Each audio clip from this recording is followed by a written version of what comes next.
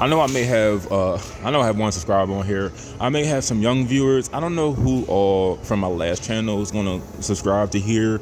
Maybe it's scary to see my change. And like I said, some things, a lot of the things, I made a complete 180 on my birthday. I didn't want to keep repeating the same pattern every year. I wanted to make a change. They call it insanity when you repeat the same behavior on and on and on, and you're looking for a different result. They call that insanity. So I told myself that this 365 days, I need to make a change. I need to amend a lot of the evil that's in my life. So I told myself, no more news, no more social media on negativity. And what negativity is, let's just say a rapper was arrested. You don't really need to hear that. You don't need to hear that this person was accused of snitching. This person is going to be a father to another child that he wasn't, a person he wasn't married to. You don't need to hear an interview from some guy who repeats himself daily and talks about nothing all day. You know, you want to be surrounded by goodness. And everything I consumed was bad. While it's important to be aware of your surroundings, but don't internalize it. I wasted 12 years of my life consuming hate, racism, all forms of it. And I felt the effects of it. It wasn't good, guys. That's the one thing I can positively tell you.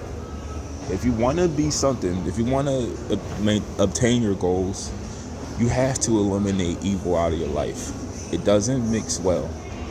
When you have a soul, a good spirit, that energy doesn't mix well at all.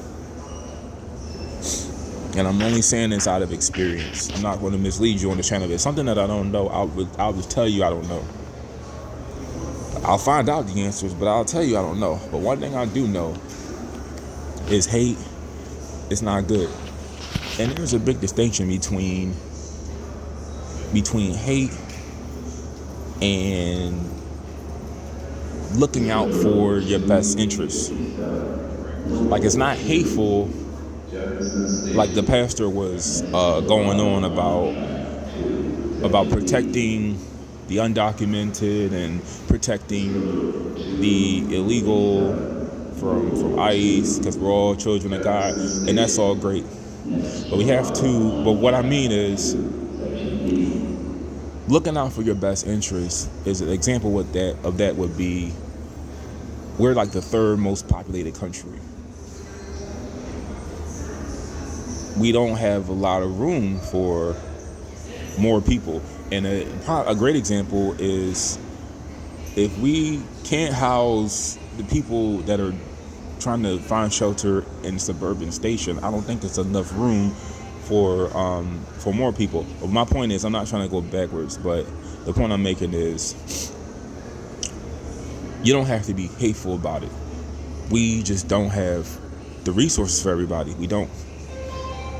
That's how I would tell that to him. But you don't have to be a bigot about it. You don't have to be hateful, because no one has the power to tell anybody where they can and can't be. I understand you have to contribute to wherever you go.